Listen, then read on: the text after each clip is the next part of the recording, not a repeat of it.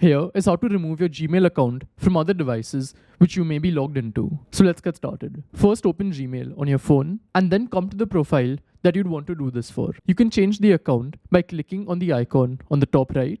And here select your Gmail account that you'd want to do this for. For now, I'll do it for this account. Once you've selected the account, again click on your profile on the top right.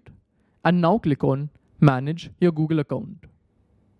This will take us to Google settings. And now the next step is to click on Security and Sign In.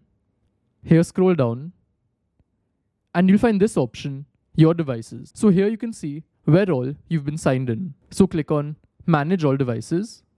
And this is a list of all the devices you've been logged into in the last 28 days. And here, they've also given the information of the location, the date, and the device of when you last logged in. So now let's say I want to remove my Gmail account from this device. I'll click on it.